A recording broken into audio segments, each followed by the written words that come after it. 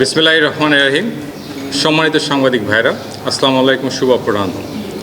গোয়েন্দা তথ্যের ভিত্তিতে আমরা জানতে পারি কক্সবাজার জেলার মহেশখালী থানার 7 নং ওয়ার্ডের কামারছড় ইউনিয়নের মোহাম্মদ শাহ ঘোনা এলাকায় একটি টিনের বাড়িতে 4 থেকে 5 জন সশস্ত্র ডাকাত অবস্থান করছে।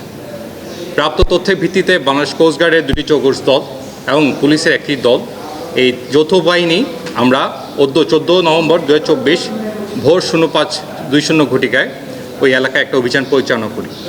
আমাদের আভিযানিক দলের উপস্থিতি টের পেয়ে ওই ঘর থেকে 4-5 জন ডাকাত তারা পালানোর চেষ্টা করে।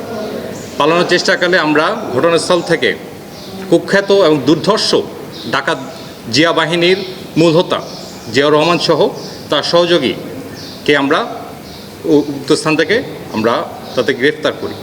গ্রেফতারকালে জিয়াউর রহমানের কাছ থেকে আমরা বিগত 5ই আগস্ট পুলিশ বাহিনী থেকে লুট হওয়া একটি বিদেশি পিস্তল বা 22 রাউন্ড গোলা তাজা গোলা, 2টি ম্যাগাজিন, একটি দেশীয় পিস্তল এবং ধারালো অস্ত্র উদ্ধার করি।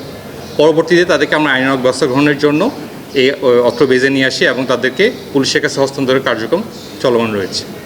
এখানে এই যে জিয়া বাহিনীর যে মূল হোতা জিয়াউর রহমান সাহেবের বিরুদ্ধে 14টা মামলা, ইতিপূর্বে এর আগে 14টা মামলা রয়েছে। তার মধ্যে হত্যা মামলা রয়েছে 5টি, অস্ত্র মামলা রয়েছে 1টি, হত্যা চেষ্টা মামলা 2টি, চুরি মামলা 4টি, ঘর পোড়ানো মামলা 1টি এবং অপর মামলা 1টি রয়েছে।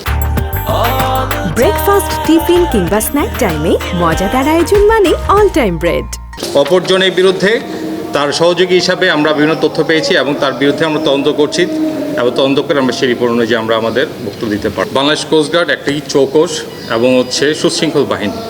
আমরা যখন একটা অপারেশন করি সুনির্দিষ্ট তথ্যের ভিত্তিতে আমরা অপারেশন করি।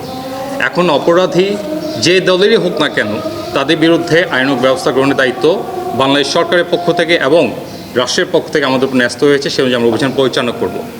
একজন সন্ত্রাসী সে কোন বাহিনী বা সে কোন দল করে সেটা আমাদের দেখার বিষয় না। তার মূল পরিচয় হচ্ছে সে একজন সন্ত্রাসী এবং ডাকাত। এবং সে যদি অত্যন্ত ভালো ব্যক্তি হতেন তাহলে তার বিরুদ্ধে ইতিপূর্বে 14টা মামলা হতো না। তার মধ্যে হত্যা মামলায় রয়েছে 5টি এবং সে পুলিশের এজাহারভুক্ত আসামি, তার নামে ওয়ারেন্টও আছে।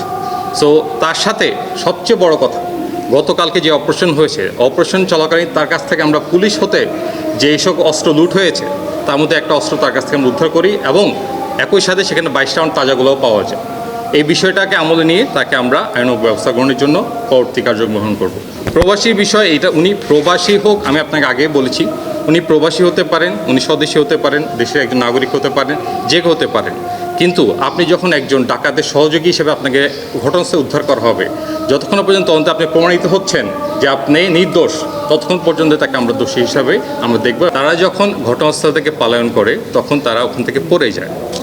তাদের ঘর থেকে সামনে হচ্ছিল বিল, তারা ওখানে পড়ে যায়। যেখানে পড়ে যায় সেখান থেকে আমরা অস্ত্রগুলো উদ্ধার করেছি এবং তাদের স্বীকারোক্তিতে সেটা বলা হচ্ছে। তাদের ভাষ্য মতে তারা এটা অন্য জায়গা থেকে সংগ্রহ করেছে, বাট এটার বিস্তারিত বিবরণ আসলে তদন্ত করে বলা যাবে। এই ব্যাপারে এটা তদন্ত সাপেক্ষে আপনাদেরকে আমরা বলতে পারবো সে কোন থানা থেকে এইটা অস্ত্র